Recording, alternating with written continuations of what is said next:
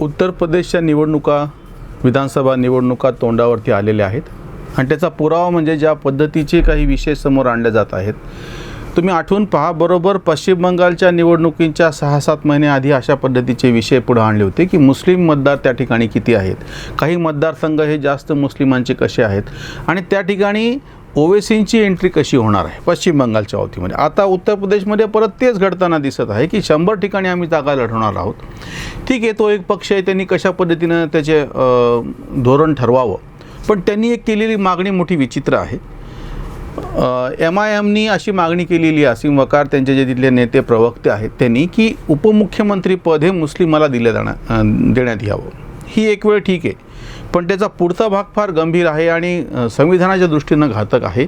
त्यांनी म्हटलेलं असं आहे की उपमुख्यमंत्री पद हे मुस्लिमांसाठी राखीव ठेवावं. आता लक्षात घ्या, मुस्लिमांना पद द्या असं म्हणणं वेगळं आहे, पण ते पद राखीव ठेवावं मुस्लिमांसाठी हे म्हणल्याच्या नंतर सगळ्यात पहिली अडचण समोर येते की जी याचे समर्थन करणारे आणि वेगळ्या अर्थाने विरोध करणारे त्यांच्या लक्षात आलेली नाही आहे. आपल्या संविधानामध्ये कुठलंही आरक्षण हे धर्मावर आधारलेलं नाही. जो काही आरक्षणाचा प्रश्न आपल्यासमोर येतो आहे, आपण त्याला तोंड देतो आहोत. मराठा आणि OBC आरक्षण विशेषतः सध्या महाराष्ट्रामध्ये हे जातीवर आधारलेली आरक्षण आहेत. एक दुसरी गोष्ट त्याच्यामध्ये पुन्हा असं आहे की जे मराठा आरक्षणाच्या बाबतीतली अडचण समोर येते आहे, एका जातीला म्हणून दिलेलं आरक्षण नाही, जाती समूहाला SC schedule caste, ST schedule tribes, अनुसूचित जाती, अनुसूचित जमाती, विमुक्त भटके असं एकाला दिलेलं नाही आहे किंवा OBC इतर मागास म्हणून एकत्र दिलेलं आहे. या पार्श्वभूमीवरती जेव्हा तुम्ही मंत्रिमंडळातल्या जागा राखीव ठेवा म्हणतात आणि तेही धर्मावर आधारित म्हणता, ही एक फार मोठी घातक गोष्ट आहे. हे असं व्हायचं काय कारण आहे? सगळ्यात पहिली गोष्ट म्हणजे ज्या पद्धतीचं लांगुल चालन मुस्लिमांच्या समोर सातत्यानं सत्ताधारी पक्षांनी विशेषतः काँग्रेससारख्यांनी कित्येक वर्ष केलं. म्हणजे अशी काहीतरी विशिष्ट पदं द्यायची आणि ती माणसं खुश करून ठेवायचे. याचं चित्र असं उमटतं की वोट बँक ज्याला धोरण म्हणतो आपण, गठ्ठा मतांचं राजकारण. आणि आपण असं गृहीत धरलेलं आहे की एक कोणीतरी, म्हणजे तुम्ही समजा समोर मुस्लिमांसाठी काहीतरी करतात किंवा मुस्लिम चेहरा देतात आणि त्याच्या मागोमाग मुस्लिम सगळे चालत येतील. पश्चिम बंगालच्या निवडणुकांनी आताच हे सिद्ध करून दाखवलं की ह्या गोष्टी चालत नाहीत. 2017चं उत्तर प्रदेशमधली निवडणूक आणि आत्ताची झालेली पश्चिम बंगालमधली निवडणूक, या दोन्हींनी हे सिद्ध करून दाखवलेलं होतं की ज्या पद्धतीचं गठ्ठा मताचं राजकारण, वेगवेगळ्या छोट्या मोठ्या जातींचं राजकारण, त्या काऊ बेल्ट ज्याला म्हणतात आपण, सगळ्या गंगा आणि यमुनेचा प्रदेश, म्हणजे त्याच्यामध्ये उत्तर प्रदेश आणि बिहार, झारखंड आताचं, हे फार मोठ्या प्रमाणात येतं सगळं. या ठिकाणी वेगवेगळ्या जातीचे गट करायचे. पासवानांच्या पक्षावरती जे आपण व्हिडिओ केला यापूर्वी, म्हणजे एक एक जात आणि त्याचा एक विशिष्ट नेता आणि त्या नेत्यानं आपला एक गट तयार करायचा आणि त्याच्यावरती आपलं राजकारण रेटून न्यायचं. हे उत्तर प्रदेशमध्ये 2017चे जे निकाल लागले त्याच्यातून सिद्ध झालं की असं चालत नाही. लोकांनी ज्या पद्धतीनं मतदान केलं त्याच्यामध्ये विशिष्ट जाती समूह आणि त्यांचा नेता ह्याला फारसं स्थान दिलेलं नाही. ह्या सगळ्याचं एकत्र करून एखादा पक्ष उभा राहत असेल तर ती गोष्ट वेगळी. म्हणजे भाजपने ठरवून काही जातींना आपल्यामध्ये समाविष्ट करून घ्यायचं, त्यांच्या नेत्यांना समाविष्ट करून घ्यायचं, पण नाव देत असताना व्यापक पद्धतीनं भारतीय जनता पक्ष असंच द्यावं लागतं. जे राजकारण MIM OBCचा पक्ष मुस्लिमांसाठी करतो किंवा काही दलितांचे पक्ष घटक किंवा OBCच्या नावाखाली म्हणून, म्हणजे मुलायमसिंग यादव असो आणि त्यांचे सुपुत्र आता अखिलेश यादव असो, मायावती, त्याच्यानंतर लालू प्रसाद यादव, नितीश कुमार, पासवान, ह्या सगळ्यांनी जाती केंद्रित आणि छोट्या छोट्या गटा केंद्रित असं राजकारण केलं. किंवा अगदी कर्नाटकामध्ये सुद्धा देवगौडा, लिंगायत, वोक्कलिंग आणि त्या ठिकाणचं जशा पद्धतीचं राजकारण, म्हणजे जाती समूह पकडायचे आणि त्याच्यासाठीचं राजकारण करायचं, हे अतिशय घातक. आताची जी मागणी समोर आलेली आहे MIM कडून की उपमुख्यमंत्रीपद मुसलमानाला द्या, नव्हे ते राखीव करा, ही त्याच्यामुळेच घातक आहे की संविधानामध्ये असं कुठलीही सोय नाही आहे. धर्माच्या वरती आधारित अशा कुठल्याही राखीव जागांची सोय नाही आहे. आणि वारंवार जेव्हा हे सगळे बुद्धिभेद करताना समोर असे दिसतात त्यांचे प्रवक्ते आणि नेते की परिस्थिती कशी वाईट आहे मुस्लिमांची, दलितांची परिस्थिती वाईट आहे, तुम्ही त्यांना राखीव जागा दिल्या, OBCची परिस्थिती वाईट आहे, त्यांच्यासाठी राखीव जागा आहेत, मराठा आणि इतर जाती आता राखीव जागांसाठी आंदोलन करत आहेत, त्यांना आरक्षण मिळालं होतं, मग ते सध्या रद्द झालं, ती गोष्ट वेगळी. तसं आता मुस्लिमांसाठी पाहिजे. कुणाला वरवर करताना हा वाद साधा वाटतो. वस्तुतः एखाद्या धर्माचा अख्खाच्या अख्खा त्याला पूर्णपणे मागास असं म्हणता येत नाही आणि आपल्याकडे त्याला आरक्षण देण्याची कुठली सोय नाही. आणि हे जेव्हा स्वतःला मागास म्हणतात तेव्हा एकीकडून हुकमरान म्हणजे आम्ही 700 वर्ष भारतावर राज्य केलं, मग हे तुम्ही कुठून म्हणता? राज्य करणारा जी जात जमात धर्म आहे ते स्वतःला असे अनुयायी म्हणून घेतात, मग ते आज स्वतःला मागं पडलेले का समजतात? आरक्षणाचा मूळ अर्थ तरी यांना कळलेला आहे का? या सगळ्या आरक्षणांमध्ये मग हे धर्मावर अधिष्ठित असो, जातीवर अधिष्ठित असो, वारंवार हा प्रश्न येतो आणि आम्ही ॲनालायझरच्या माध्यमातून गेले काही दिवस सातत्यानं वेगवेगळ्या निमित्तानं ह्या मुद्द्यावर बोट ठेवतो आहोत की आरक्षणाचा मूळ हेतू काय होता.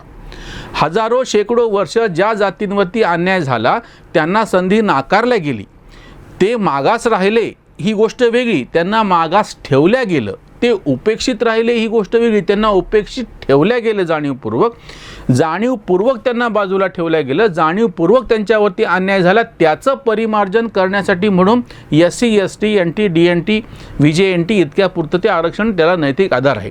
बाकीच्या कुठल्याही आरक्षणाला आधार नाही नैतिक. तुम्ही कुठलेही संदर्भ काढून तपासा, या बाकी सगळ्या जाती ह्या जर कुठल्या कारणानं त्या जाती समूहातले लोक मागास राहिले असतील तर तो परिस्थितीचा दोष नाही आहे, तो समाजव्यवस्थेचा दोष नाही आहे. जसं दलितांच्या पुरतं आपल्याला हे सिद्ध करता येतं की त्यांना संधी म्हणजे मिळूच दिल्या गेली नाही, मग नंतर ते सिद्ध करतील की ते कितपत त्याच्यासाठी लायक आहेत किंवा नाही. मुस्लिमांच्या बाबतीमधला सगळ्यात मोठा गंभीर मुद्दा 1990च्या जागतिकीकरणानंतर सुरू झालेला आहे. तो या अर्थाने उलटा असा की सेवा व्यवसाय, सर्व्हिस इंडस्ट्री ज्याला आपण म्हणतो, त्याला खूप मोठं महत्त्व जागतिकीकरणानंतर आलं. ह्या सर्व्हिस इंडस्ट्रीमध्ये तुम्हाला विशिष्ट सेवा विनाआट तातडीनं पूर्ण करायच्या असतात आणि हा जे करून देतो त्या माणसाला त्याचा फायदा मिळतो. त्यामुळे याच्यामध्ये दलितांचा एक विशिष्ट पद्धतीनं फायदा झाला, काही प्रमाणात ओबीसींचा झाला आणि काही प्रमाणात मुसलमानांचा झाला. म्हणजे एकीकडे तुम्हाला असं दिसत आहे की आधीच्या सगळ्या ह्याच्यामध्ये साचेबद्ध पद्धतीने नेहरू प्रणित समाजवादी नियोजनाच्या व्यवस्थेने नोकऱ्या, सरकारी नोकऱ्या, सरकारी नियोजन, सरकारी हस्तक्षेप, लोककल्याणकारी राज्य ह्याच्या सगळ्याचा जो बागुलबुवा उभा केला गेलेला होता, ह्याच्या नेमक्या विरोधात 90च्या नंतर संधी खुले झाली. विशेषतः कृषी क्षेत्र सोडून इतर सर्व क्षेत्रांमध्ये त्याचा फायदा जो कोणी मेहनत करायला तयार आहे तो घ्यायला लागला. तुम्हाला एक साधी चर्चा आठवत असेल की साधारणतः 2003-04च्या दरम्यानची गोष्ट, जेव्हा मोठे मॉल्स यायला लागले तेव्हा छोट्या दुकानदारांचं कसं होईल अशी एक ओरड केली गेली होती. या भाजपनी जो आता सत्तेवर आहे त्यांनी मोठ्या प्रमाणात अशी ओरड केलेली होती की आता हे छोट्या दुकानदारांचं कसं व्हावं. प्रत्यक्षामध्ये छोटे दुकानदार मोठ्या प्रमाणामध्ये सर्वाईव्ह झाले, उलट ते टिकले. बऱ्याच ठिकाणचे मोठे मोठे मॉल बंद पडले पण छोटे दुकानदार मात्र बंद नाही पडले, कारण की ते विशिष्ट पद्धतीची मेहनत करायला तयार आहेत. हीच परिस्थिती मुसलमानांची आहे. आज आपण विषय मुसलमानांचा म्हणून मी दलित आणि बाकीचे विषय बाजूला ठेवतो. जे छोटे मोठे उद्योग इतरांनी नाकारले होते, पंक्चर आणि भंगार आपण त्याच्यावरती टीका करतो, वस्तुतः सर्व्हिस इंडस्ट्रीमधले मोठे विषय आहेत. आज ज्याला स्क्रॅप इंडस्ट्री म्हणतो ती खूप मोठी इंडस्ट्री आहे. उलट या ठिकाणी मुस्लिमांना विकासासाठी कितीतरी संधी आता, पूर्वीची गोष्ट आता उरलेली नाही आहे. किंवा आता मोबाईल नवीन आल्याच्या नंतर मोबाईलची दुरुस्ती आणि किरकोळ सगळ्या गोष्टी करण्याचे दुकानं जास्त प्रमाणात मुसलमानांनी काढलेत आणि ही जी मुलं आहेत 10वी 12वी पास नापास आहेत, काही फार तत्त्वज्ञान त्याच्यातलं तंत्रज्ञान शिकलेली असं नाही. कितीतरी गोष्टी, फळांचा व्यापार जो आपल्याकडे नव्हता फारसा, माळी समाज हा भाज्यांच्या व्यापारामध्ये होता हे आपल्याला माहिती आहे, किंवा भाजी पिकणं, माळ्यांचं काम म्हणजे भाज्यांच्या बाबतीतलं. पण फळांची जी गोष्ट आहे, बागवान ज्याला आपण आपल्याकडे म्हणतो, आम्ही मराठवाड्यात तरी म्हणतो बागवान, हे सगळे जास्त करून मुस्लिम का झाले, कारण की हे करायला दुसरं कोणी तयार नव्हतं. ज्या पद्धतीचा धोका मुसलमान स्वीकारतो की ते फळ खरेदी करून ठेवणे, सडलं तर त्याची किंमत, मग त्याचं नुकसान सहन करावं लागतं, फिरून विकावं लागतं, अशा कितीतरी गोष्टी होतात की ज्या एरवी दुसरे कोणी करायला तयार नव्हते. म्हणजे अगदी म्हणून उदाहरण दिलं, मोबाईलचा असो किंवा फळांचा असो, भंगार आणि पंक्चरचं तर आपण उपहासानं म्हणतो, पण प्रत्यक्षामध्ये भंगार ही खूप मोठी इंडस्ट्री होऊन बसली. आज या क्षेत्रामध्ये काम करणारी मुस्लिम तरुणांची संख्या खूप मोठ्या प्रमाणामध्ये आहे आणि ज्या याच्यामध्ये काम करणार त्यांना काय आता पाहिजे आहे की त्यांच्या व्यवसायाला पोषक असं वातावरण पाहिजे आहे, यांना जागा पाहिजे आहेत, यांना त्यांच्या व्यवसायासाठी विनातारण म्हणा किंवा काय म्हणता येईल त्याला व्याजाचं, कमी व्याजाचे कर्ज पाहिजे आहेत, त्यांना त्याच्यासाठीच्या ज्या फॅसिलिटी उपलब्ध करून केल्या पाहिजेत, तेवढे हे व्यवसाय वाढत जातील. पण असं न करता ह्यांच्यासाठी तुम्ही अशा राखीव जागांची जर मागणी करू लागलात की ज्या शक्य नाही आहेत, किंवा या सगळ्या वर्गाला तुम्ही काय सांगतात की शिक्षण, आणि ते कुठलं शिक्षण की ज्याला आपण भाकड शिक्षण म्हणतो, अशा शिक्षणाकडे तुम्ही त्याला वळून पाहतात, अशा नोकऱ्यांकडे वळून पाहता की ज्या मिळणार नाही आहेत, अशा राखीव जागा तुम्ही राजकीयदृष्ट्या म्हणतात की ज्यांचा काही उपयोग सर्वसामान्य होणार नाही. ही फक्त भडकून द्यायचे धंदे आहेत. मुस्लिमांचं हित हे सर्व्हिस इंडस्ट्री, सेवा क्षेत्र जितकं आपण जास्त विस्तारू त्या सेवा क्षेत्राच्या संधी त्याला उपलब्ध होतील आणि त्याचा विकास साधला जाईल. उदाहरणार्थ फळांच्या बाबतीत जसं मी म्हणलं की रायपनिंग चेंबर्स किंवा कोल्ड चेंबर्स ह्या मोठ्या प्रमाणामध्ये याच्या फॅसिलिटी उपलब्ध करून दिल्या तर मुस्लिम लोक जास्त प्रमाणामध्ये चांगल्या पद्धतीनं फळांचा व्यवसाय करू शकतील. बाकीच्या सगळ्या दुरुस्तीचे जे काही क्षेत्र ते सांभाळतात ते अजून चांगल्या पद्धतीनं करू शकतील. तसं न करता मुस्लिम तुष्टीकरणाचा अतिशय घातक असा प्रयोग केला जातो आहे आणि त्याच्या सगळ्यांनी तशा अर्थाने विरोध केला पाहिजे, त्याचा कोणालाच फायदा होणार नाही. आणि धर्मावरती आधारित आरक्षण हे संविधान विरोधी आहे, त्यामुळे त्याही मुद्द्याचा गांभीर्याने विचार केला पाहिजे. उसंतवाणी. मुस्लिम बनवा उपमुख्यमंत्री, मुस्लिम बनवा उपमुख्यमंत्री वाजते वाजंत्री यूपीमध्ये. ओवेसींचा पक्ष मागत असे खुर्ची, लागत असे मिरची लिब्रांडोंना.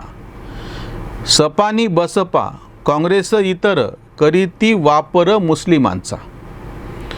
वोट बँकेचे हे झाले गुत्तेदार, पंक्चर भंगार मुस्लिम हा.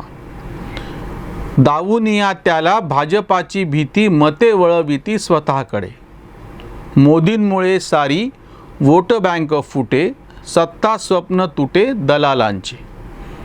कांत धर्माधारी नको सत्ता पद, घटना विरोध त्यात वसे, घटना विरोध त्यात वसे.